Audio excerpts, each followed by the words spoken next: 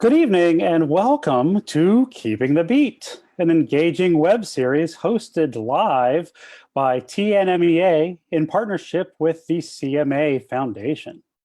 Tune in weeknights, Mondays, Tuesdays, and Thursdays at 8 o'clock Eastern, 7 Central to learn from and interact with music professionals from around the globe, representing every facet of the vast world of music.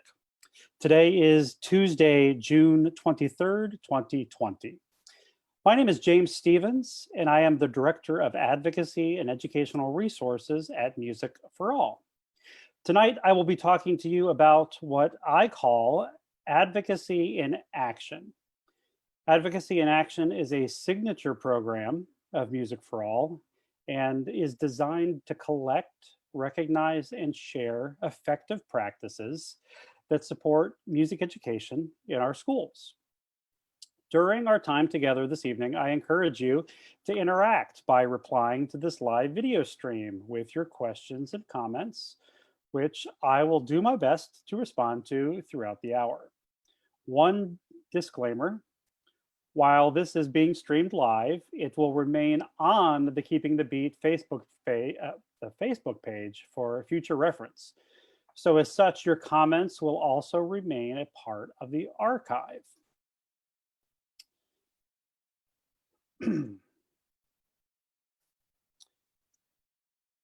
So to begin with, my name is James Stevens, and I am a music teacher.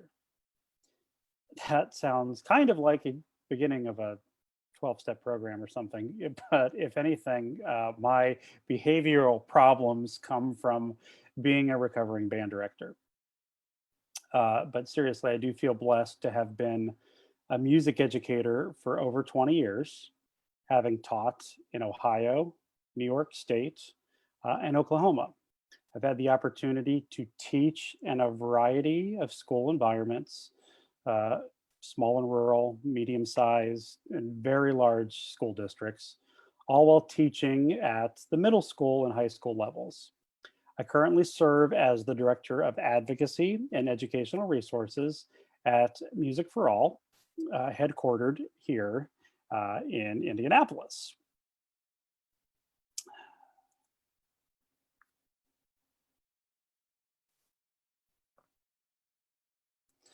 So, I am a true product of Music for All and Bands of America programming, having participated as a student with the Bellbrook High School Band from Bellbrook, Ohio, multiple BOA events through my high school career.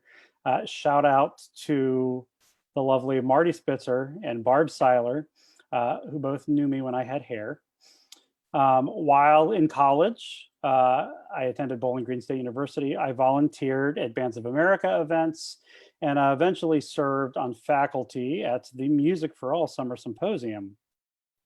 As a band director, I worked to do my best to incorporate the Music for All magic, is what I would call it, as part of my curriculum to inspire my students and set standards for excellence through appearances at Bands of America Championships and Music for All National Festival, as well as the various leadership training that my students took part in at the annual Summer Symposium. Now at Music for All, our mission is to create, provide, and expand positively life-changing experiences through Music for All. It is our vision to be a catalyst to ensure that every child across America has access to active music making in his or her scholastic environment. And as we know, today, the scholastic environment has many different realities, especially today. All in all, Music for All, we are dedicated to building leaders and celebrating teachers. We are kind of your friendly neighborhood advocate for music and arts education. Now, one thing my Jedi Master of all things advocacy, Bob Morrison, has been saying recently is that as we set to reopen schools, we are all entering kind of the biggest advocacy fight of our lifetime. Now, if you don't know Bob Morrison is one of the nation's leading advocates for music and arts education.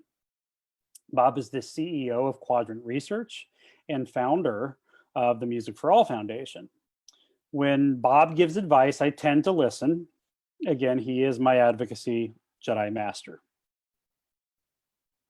In a webinar that we hosted about a month ago on the topic of delivering solutions for music teachers during COVID-19, Bob reminded us all that social emotional learning must be front and center now more than ever. So, you know, when we are reunited with our students in the fall, you know, the reality is that every student will have suffered some sort of loss. For some, it will be a person, you know, a loved one that a child has lost through passing. For some, it will be the loss of a milestone or an important event. So as we prepare for the fall, the needs of our students really need to be considered through the lens of SEL, social emotional learning. It's maybe the current buzzword that's out there right now. It's been around since the mid-90s, but it is that thing that we have going for us right now as music teachers, because music is social. Music, of course, is emotional. These things are inherent in music and arts, but we, as Bob says, we must be intentional with the delivery. Social emotional learning needs to be embedded into the curriculum. And thanks to my good friend, Dr. Scott Edgar, who's a former classmate of mine from Bowling Green State University, we do have a guidebook, Music Education and Social Emotional Learning, The Heart of Teaching Music. This book should be on every nightstand or study of every music teacher right now, as we are getting ready to tackle one of the most unique falls, autumns, back to school sessions that we're looking at right now. Now, for Music for All, advocacy in action, we like to call it kind of a radically different call to action. You know, other advocacy initiatives often point to statistics and data, you know, the things that say kids who study music are smarter, and you know, music tends to have kids have these, you know, percentage of folks with decreased dropout rates, or decreased drug abuse and substance abuse and all that kind of stuff. Now, while all those that data and that research is incredibly important, other organizations are certainly experts in that space. Most certainly our colleagues at the National Association for Music Education and my wonderful friends at the NAMM Foundation are superheroes when it comes to standing up for music educators on Capitol Hill and beyond. We've envisioned at Music for All advocacy in action to be a clearinghouse for practical examples. Kind of used as an awards program, we present advocacy in action awards to celebrate outstanding programs, hopefully inspiring others to lead by example and take action in their own communities and with their own programs. Similar to, you know, NAMM's Best Communities for Music Education program, Advocacy in Action Awards recognize and celebrate the commitment of teachers, school administrators, community leaders, parents, all the folks who believe in music education and are doing what they can to advocate to ensure that it's part of a comprehensive education for all children. Now, let's take a step back just for a moment. If you are committed to having a great band, a great choir, or great orchestra, you must have a plan. The plan should be clear and detailed and summarize both the students' and directors' common vision of where the program wants to go and how they will get there. In business, it's called a strategic plan. A strategic plan is like a roadmap, and the roadmap should provide directions and checkpoints to measure your progress along the way. Now, at Music for All, we've developed a strategic planning guide as a free resource for educators. It was developed by our urban advisory team within the context of our I-65 Corridor Collaborative, which is an initiative designed to empower teachers and students to come together, to engage collaboratively in planning and action to foster support in music programs within core urban school communities along the I-65 corridor, starting in the northernmost point of Gary, Indiana, traveling all the way down through Mobile, Alabama. Our strategic planning guide is intended to be used in collaboration with both teacher and student leaders coming together to create a mission and a vision and a set of core values for your program together. Now you can download and take a copy of our roadmap, our road to strategic planning. Cecily, the lovely Cecily Yoakum, is placing that, I think, in the chat. So take a look at that. It's something that you might find useful there. Now, the first step in the strategic planning process should be to establish your starting point. Kind of like the "you are here" map at the mall. You remember malls, right? No? Anyway, at the beginning of your process, you should consider your strengths and weaknesses. Now, these pages that you see here come from our strategic planning document. And if you see the criteria here, these are the same criteria that we've used as you were considering your program starting point. These are precisely the same 6 categories that we've used to identify advocacy and action in our program. So I submit that the following 6 categories, you ready, are key in considering the scope of advocacy for your own program.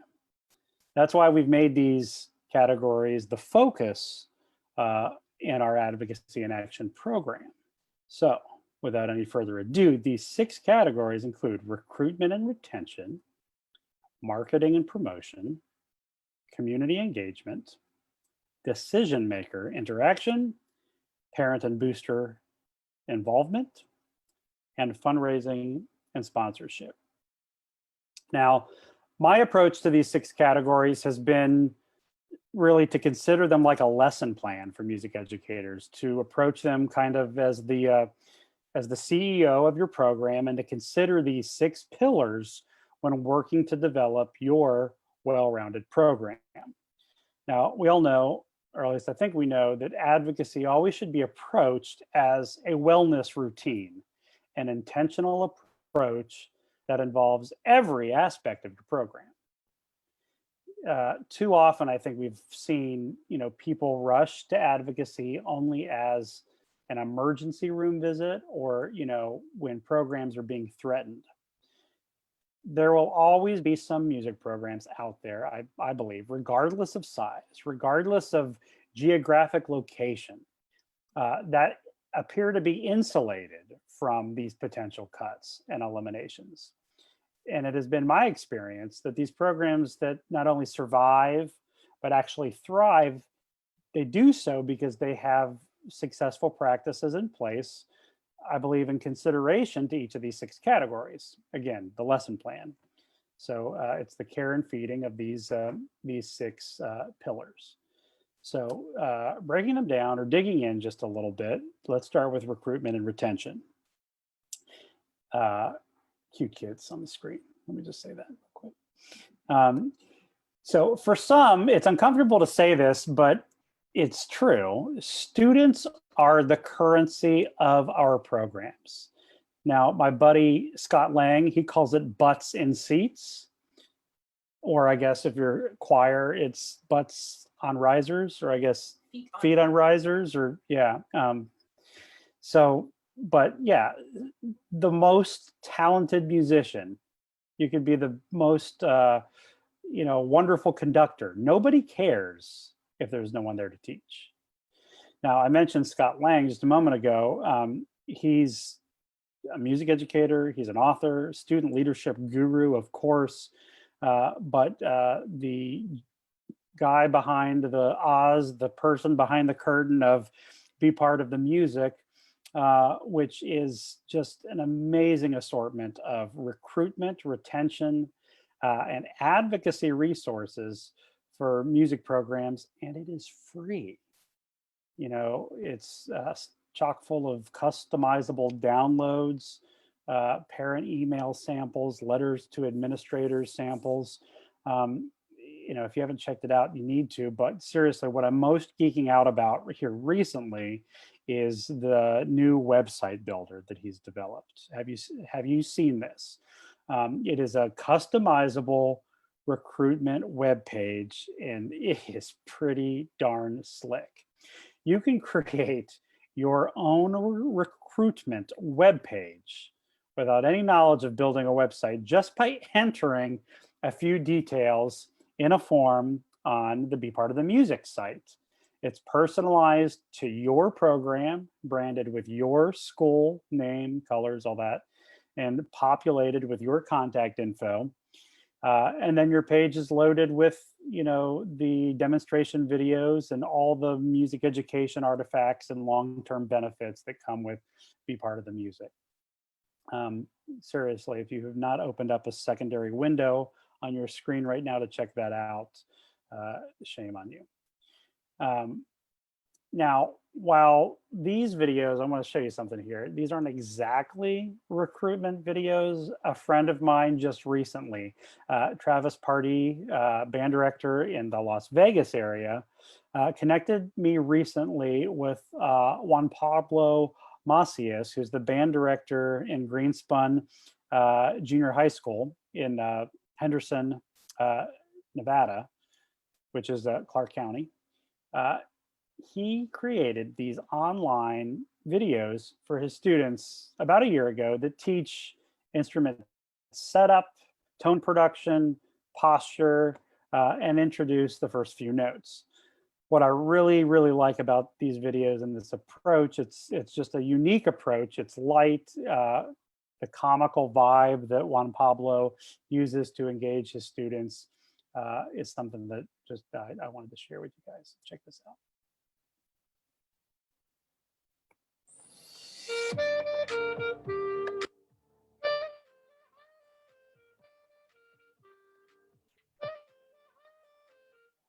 Hey, I didn't see you there. This is Billy Bob Winner, woodwind extraordinaire. And I'm here in the fabulous Las Vegas, Nevada to teach you the best way to set up and play your instrument. Click your instrument below and let's get started. You hit the jackpot. Great job choosing clarinet. You're about to join the clarinet playing masters of the universe.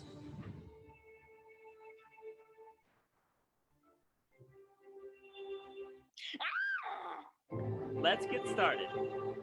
The clarinet has 5 parts: the bell, the bottom joint, the upper joint, the barrel, and the mouthpiece. Setting up the clarinet.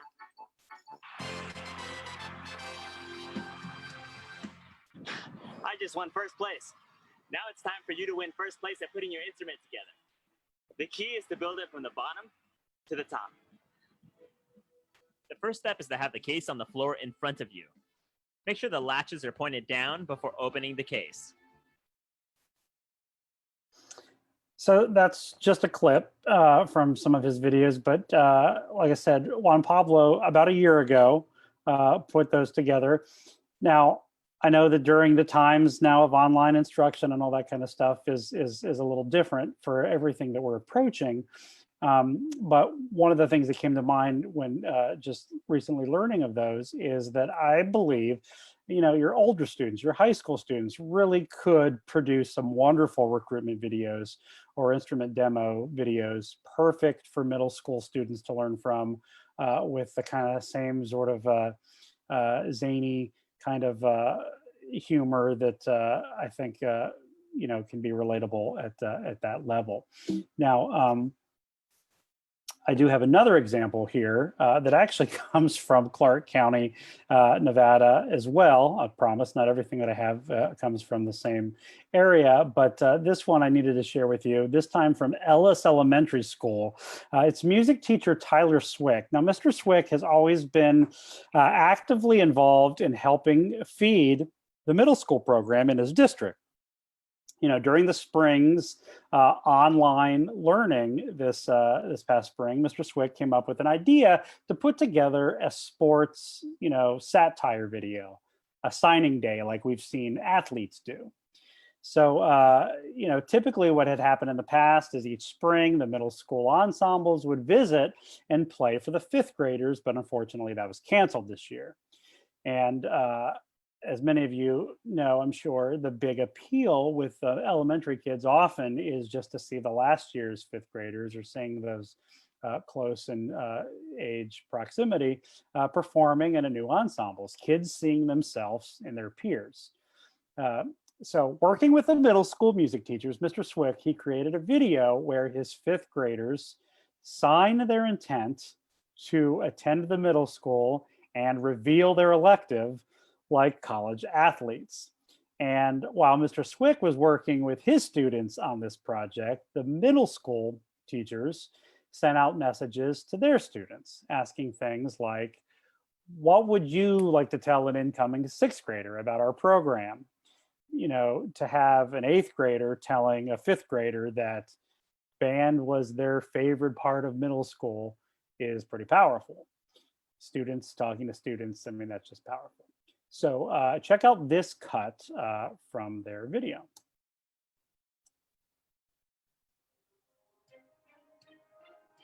Welcome back. It's elective season. You know what that means. Fifth graders from all over the country are picking their elective for middle school. Let's get right to the action. Hi, I'm Colton and I go to Ellis Elementary. Go Eagles! This fall, I'm taking my talents to Del Webb Middle School. Go Wranglers! And I chose choir. Woo-hoo! Fantastic news for Miss Lowry. Let's send it to her. And welcome to the Del Webb Middle School Choir. I'm so excited that you've chosen choir as your elective for next year. Yes, you're going to learn about music. Yes, you're going to learn how to sing. But one of my favorite things about choir is that you're going to make some of your best friends that you will have for the next 3 years and beyond. So congratulations. I can't wait to sing with you, and I'll see you next year. It seems that Del Webb is ready to make their first pick of the elective draft. The Del Webb Music Program selects Lila Jasper to join the Wranglers as the newest member of the band. Please sign at the bottom of the page. Thank you. Congratulations, Lila Jasper. Here's your clarinet.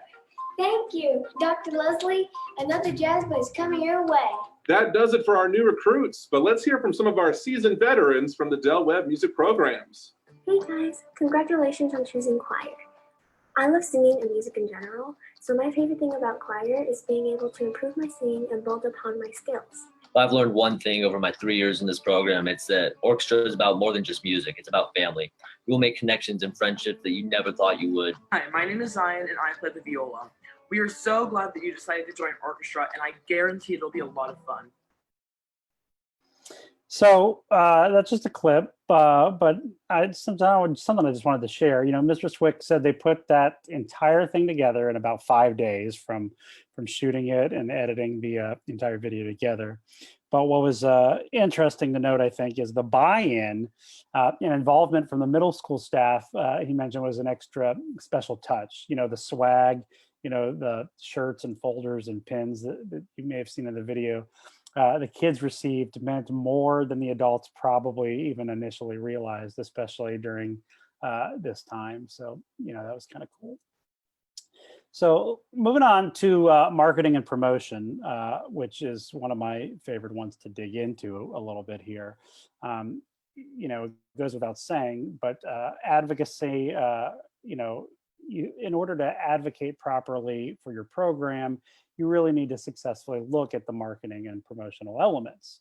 That means, making the young people of your ensembles really the celebrities of your community. Advertising, of course, will build attendance for your events and your concerts, and actively promoting what you are doing in your classroom will certainly increase the visibility in your community. So any of your marketing messages can strengthen the important relationships. After all, advocacy is messaging, it is storytelling.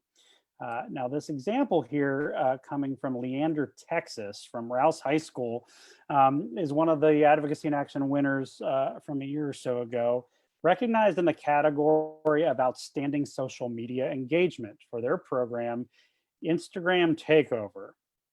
Now, at this school, Rouse, the booster program, the parent organization has just an amazing communications team. And they developed this project where scheduling week by week, each Friday, a different section was given access, a section leader given access to the band's Instagram account. Students would document that Friday, the rehearsal, the dinner before the football game, shenanigans on the bus or, in the stands at the football game, but it's promoting the band activity, obviously, through the students' eyes. Now, I'm not tone deaf to the fact that I know that this kind of thing in this example certainly is going to look different this year. This example obviously was submitted and won in what sometimes we call the before times. But certainly I think that we can look at these things through the lens of our current dealings and modify them for the current times. Now, as I mentioned earlier, the thing that I'm probably most proud of with our Advocacy in Action site is it truly serves as a clearinghouse, where not only do we celebrate the winning examples, but more importantly, perhaps, is that if you, using this example right here, you can see the description as we describe the process that went into to implement the project. And it is our hope that these best practices will provide you with some new ideas and some new inspiration. Even if you need to make modifications to create your unique solution during these times a little bit more challenging, hopefully that what you can look at through what we have online as some examples to learn from. And again, one of the things that's most interesting, I think, about the clearinghouse is just the supplemental materials, the photographs, the video evidence, the documents that are attached to each and every one of those examples. Now, moving on to community engagement. This one, of course, is so extremely important as cultivating relationships and developing a presence within your community is so essential to building support for your music program. Almost as, creating a space where your program is seen as an integral part of the community. I got to share this example with you.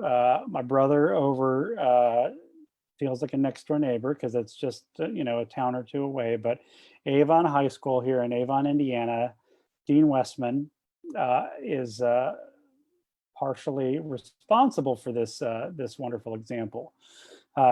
So here's how it went down. The executive director from a hospice care here in Avon approached the Avon superintendent. Of course, the idea was to come up with some meaningful engagement with youth of the community in the hospice, the care center. Now, the superintendent, of course, went to Mr. Westman, went to Dean because they've had a great relationship for a number of years. Decision maker interaction, anyone? So yeah, Dean's the best. So, Dean and the superintendent came up with a plan here during the COVID times to, having the kids wear masks and keeping proper distancing of 6 feet. Of course, they're going to stay outside, and you can see this particular center has these outdoor areas and porches, but they play there every Friday afternoon. 6 to 10 kids. They meet in the parking lot 15 minutes before, and they roll in there, and they perform, weather permitting. But they've got the district, Avon District's PR rep engaged to tell the story, again, because advocacy means messaging. So they're marketing it. They're sending out the tweets about what these kids are doing. And each week they're inviting the superintendent, and they're inviting other district leadership to become involved and to come and experience it with them. So again, decision maker interaction is part of it, but it's just a wonderful community engagement example, I think. But something that I just was reflective upon as I was putting this together is I think that this is an amazing recruitment example as well. I mean, think about it. If you're a parent of a young child and you see this kind of servant leadership mindset taking place, who would not say, yeah, I want you to be a part of something like this. I want you to be a part of the orchestra at Avon. This is a little video here. So this beautiful melody, I think it's Bach Suite. I'll let it play out here just a minute.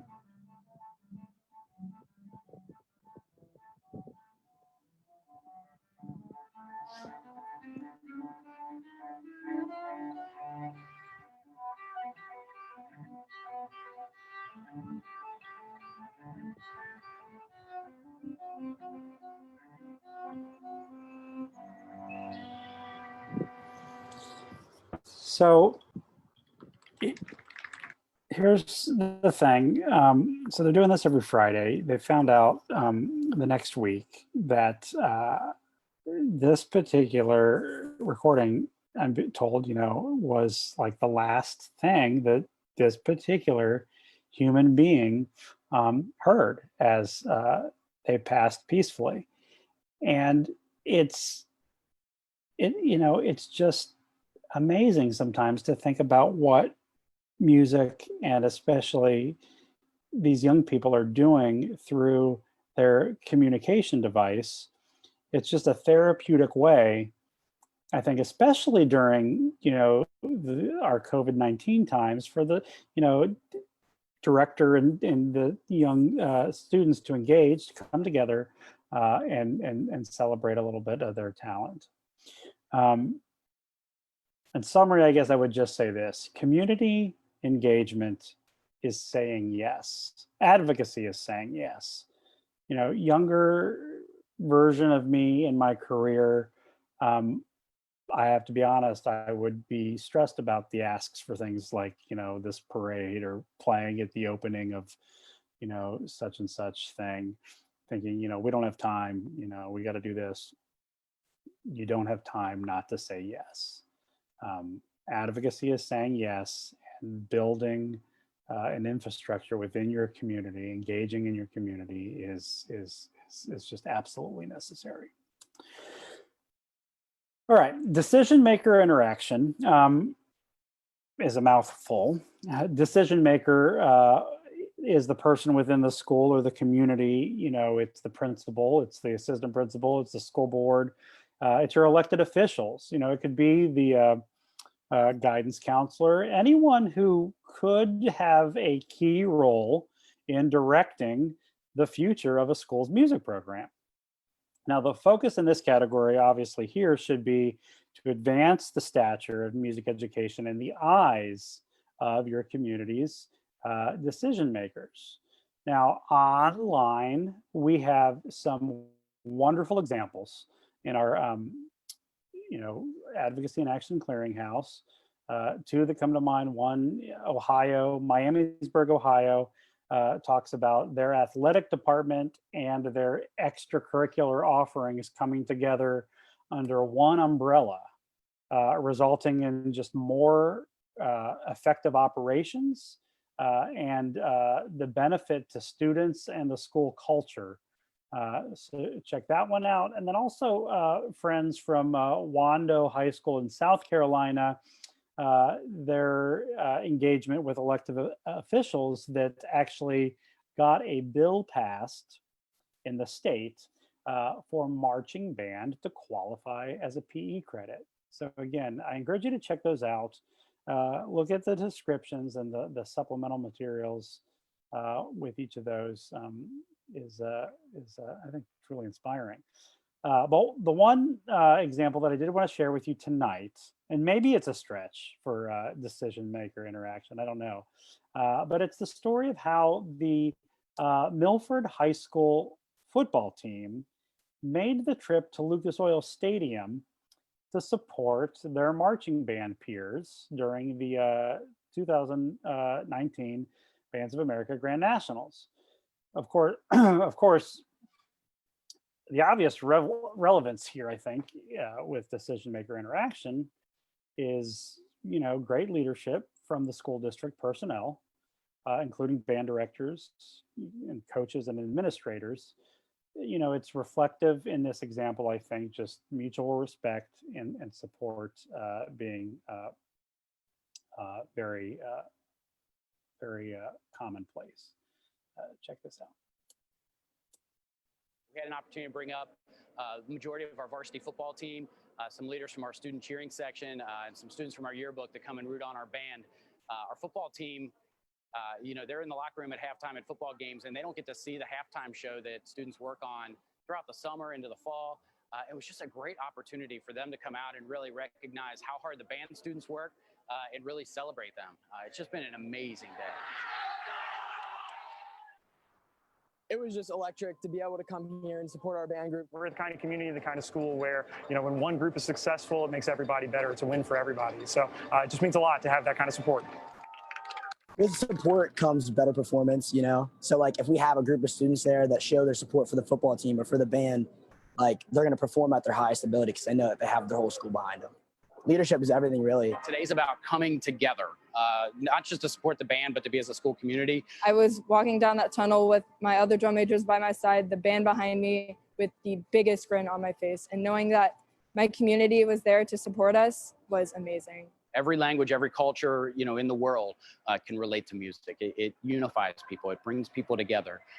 It is that universal language that we all can appreciate and understand. And today was just a great way to experience that. 1, 2, 3. Wings up! So again, I have to go on to say, not being tone deaf to the realities of what we have in our archives as great examples right now, and knowing that we're a little bit in some treacherous waters. But I think that regardless of that, I think that just looking at it from the standpoint of these examples are inspiring.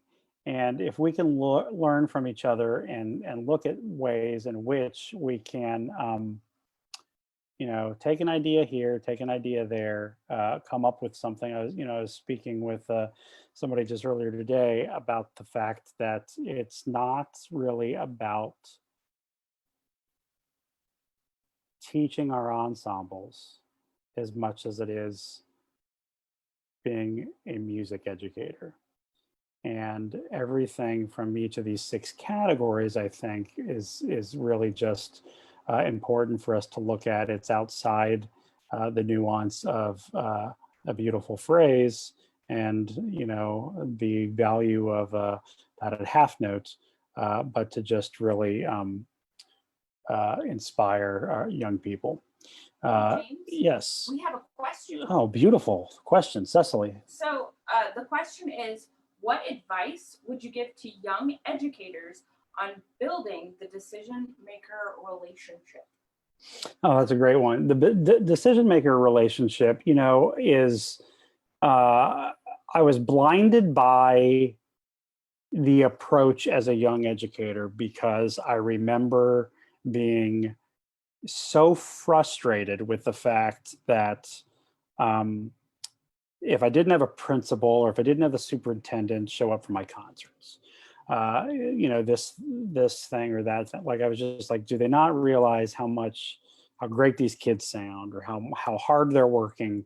And it was like, sometimes I would just be turned off by the fact that it seemed that the athletes were getting so much well-deserved praise, don't get me wrong, but that the student musicians and students involved in the arts were not. I think that's where at some point something clicked for me, where it was not about giving the principal or administrator a hard time for not being there, but creating an environment where they would want to be there. So it quickly turned into marketing and promotion and community engagement, where we just started talking about the things that we were doing in the classroom, and we would write to the paper or bring the paper out, or the TV crew to spotlight something wonderful that my students were doing.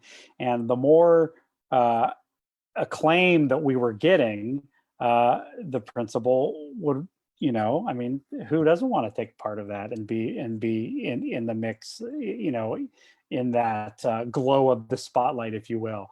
But you have to pay it forward. So it was always like, in those, thanking my principal for his support, his endless support, and the superintendent. And so I think that just always being creative in figuring that out. You could always be one of the Indianapolis Public Schools just recently did a thing where they just asked if they could be on a school board meeting agenda, where a couple of the kids who were just really great speaking, they prepared their remarks, they actually got invited in there, and they did just an amazing preparation piece for what they were doing over during the summer months. So, but great question.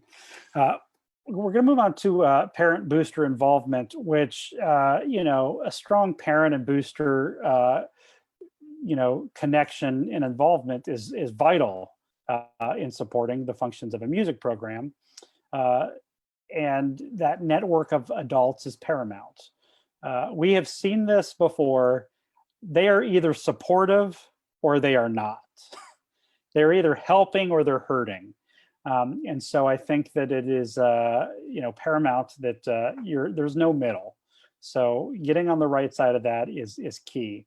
I want to share with you a photo from when I was teaching in Oklahoma at Broken Arrow High School.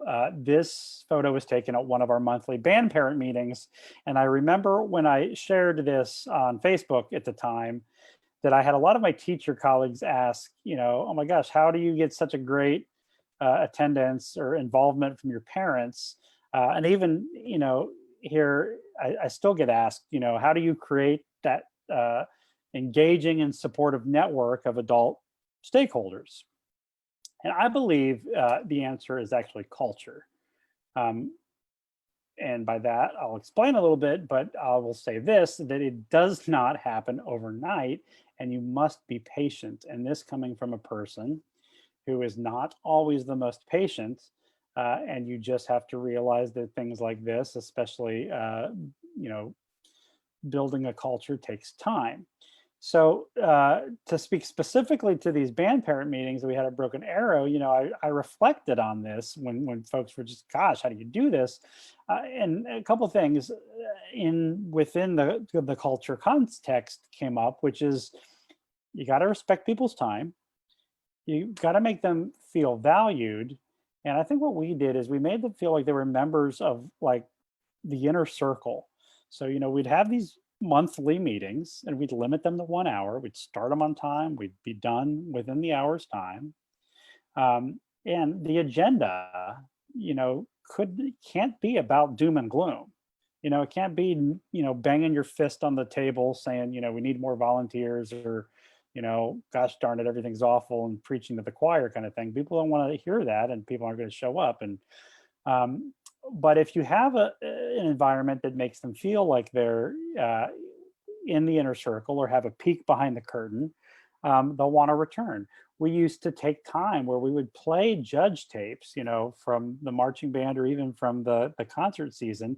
If you had those really, really cool evaluative comments that you wanted to share, if there's special announcements, and just make it about the kids. They will want to come back and they will look forward to the meeting next month. If you have just some sort of internal secrets and sharing, they want to hear about their kids.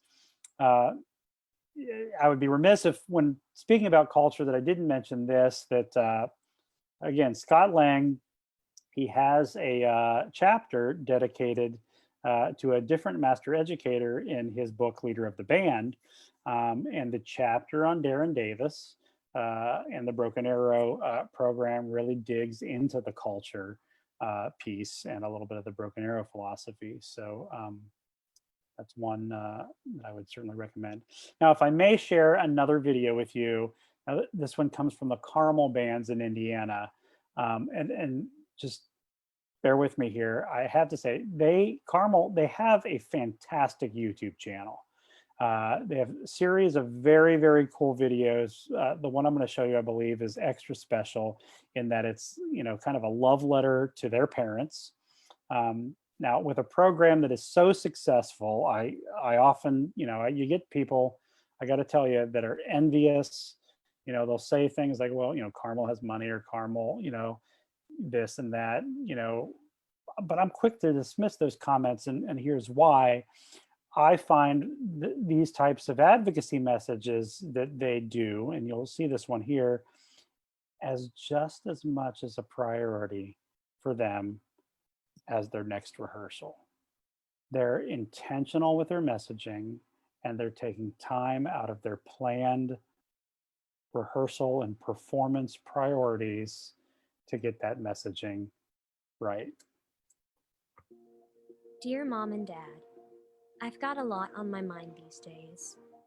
The teenage years always came with their own kind of pressure, but these days, technology makes information so much more available and connections to my friends so much more possible. But it also puts more pressure on me to know more, to accomplish more, to become more, all in a world that has become more competitive than ever. You've chosen a great school for me. You've accepted my friends and supported my dreams. And when I've wanted to give up on myself too quickly, you've been there with an encouraging word, a gentle nudge or advice to never quit. When the rehearsals are long, the demands are unrelenting, and I just can't seem to get everything right, you still believe in me and in what we in this band are trying to accomplish. Thanks, Mom. Thanks, Dad. I love you. Now, as we move on to fundraising and sponsorship, I'm going to be honest, it's the one that is probably the least comfortable to speak about, but in many, probably most schools across the country, music programs could not function the way they do without consistent fundraising. And their fundraising and sponsorship approach impacts the quality of the materials, the learning environments afforded to students, and the creativity involved in some of these. Gone are the days sometimes where knocking on doors and selling things is the way. I'm sorry to use another example from my Broken Arrow days, but this one is too good not to share, because it really comes from a perfect example, I think, of sharing is caring. A number of years ago, when we were hanging in Pasadena, California for the Tournament of Roses, or with a bunch of folks, Bob Buckner, former band director at Western Carolina University, was sharing how the Western Carolina band raised some funds to make similar trips. They took photos of the band in uniform, spelling out, company names and logos for their high-level sponsors. We loved the idea, so we took the idea back home, and I think Broken Arrow has been using it ever since. I think they're still using it. For a certain level of sponsorship, a very nicely framed and matted photo of the band, was hanging at that local establishment. And so, we would, this photo here is kids in t-shirts, but we would knock out all in one day, kids in uniform, charting the names one after another.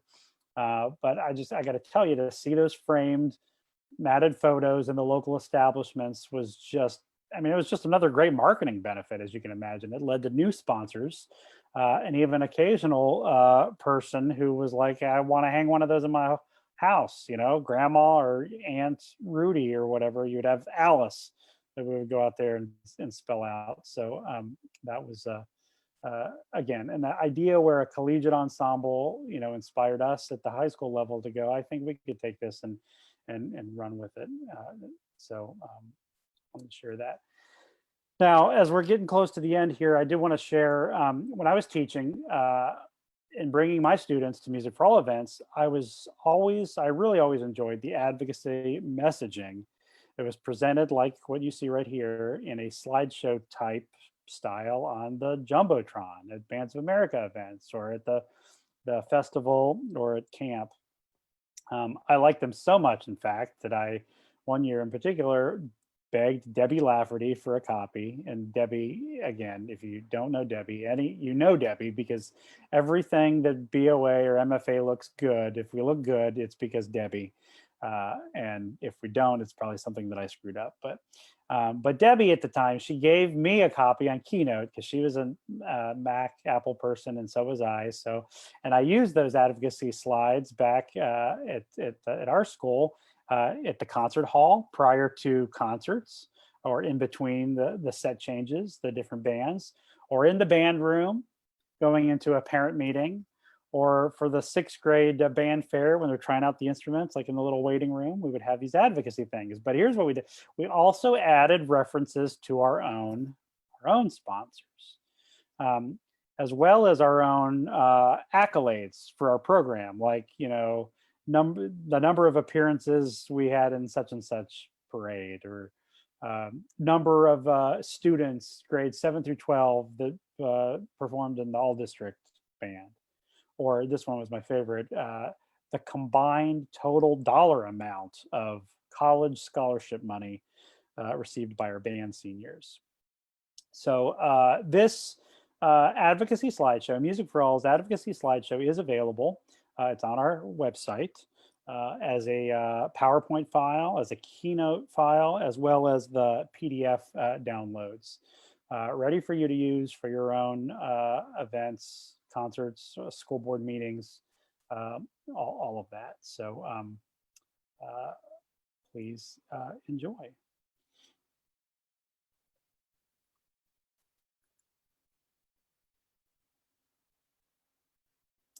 So at this point, this is where, you know, we kind of turn it over to if there are any questions. We had the really good one earlier related to decision maker interaction.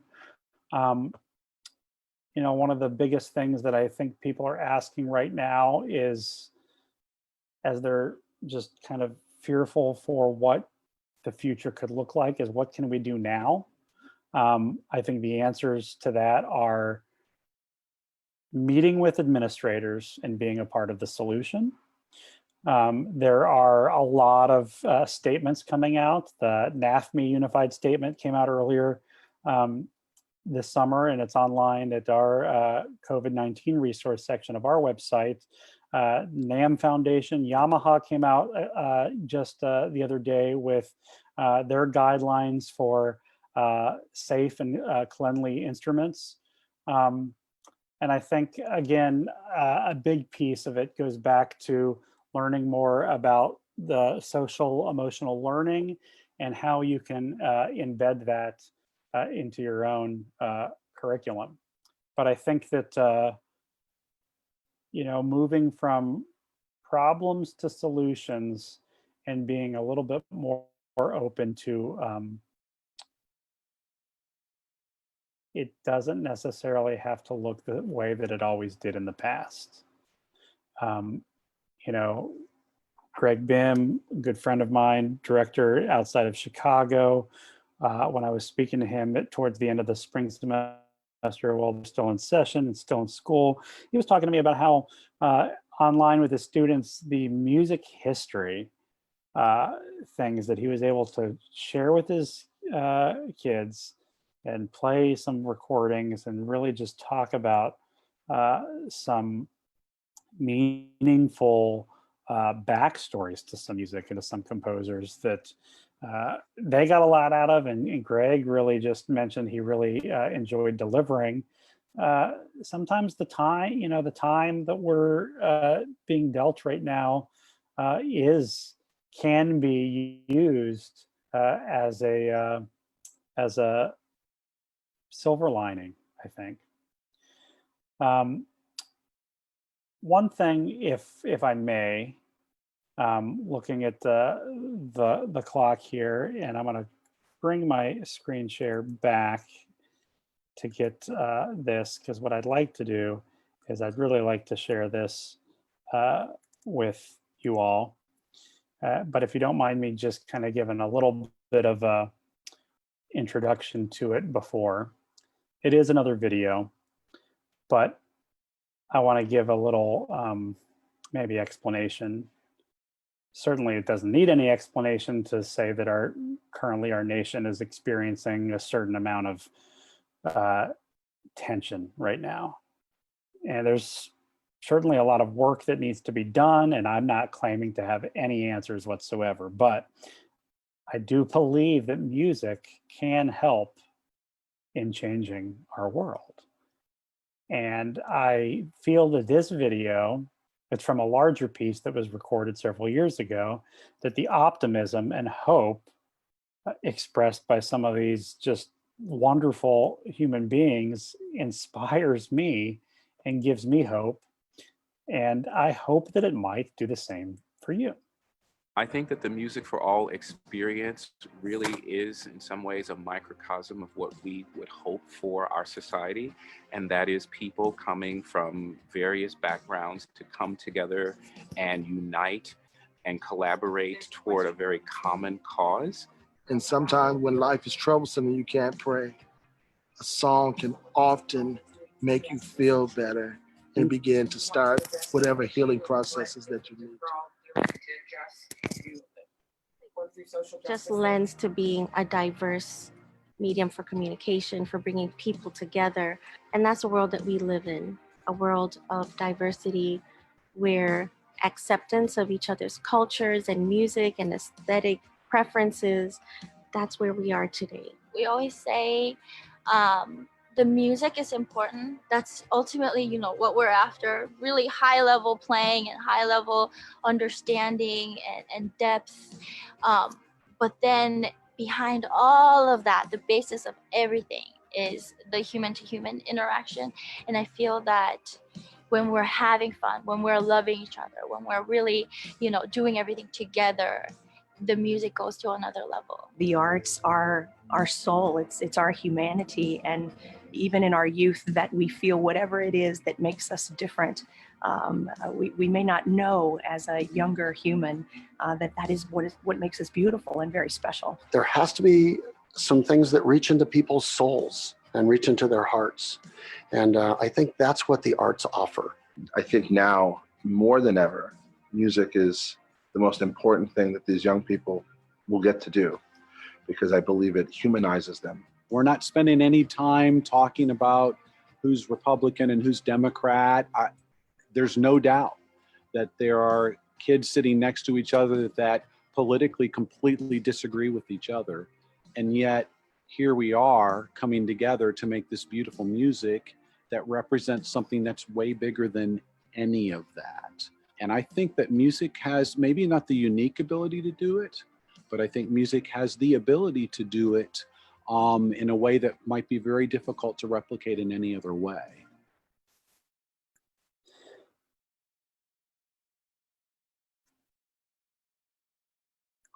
So with that, we are at the end of our hour together, and I just have to say, I appreciate your spending time with me. I wish I could see you. You can see me, but I thank you. I want to remind you that by tuning in weeknights, Monday, Tuesdays, and Thursdays at 8/7 Central, you can keep watching Keep the Beat live and follow us on Facebook and Instagram And please don't forget to like and share. Our next show is Thursday night with composer Stephen Snowden. And next week, we have a great lineup with songwriter, guitarist Lindsay L. on Monday evening, and Texas legendary music educator Jerry Junkin on Tuesday, just to name a few. Another upcoming program in which everyone should mark their calendars will be an interview with Joan Jett and Kenny Laguna on July 7th. They'll be talking about how they use their platform and success in the music industry to serve as a platform for advocacy on a larger scale. And that's definitely going to be a special show and one you won't want to miss. So again, thank you very much for tuning in tonight. It has been my pleasure. Good night, and please have a pleasant tomorrow.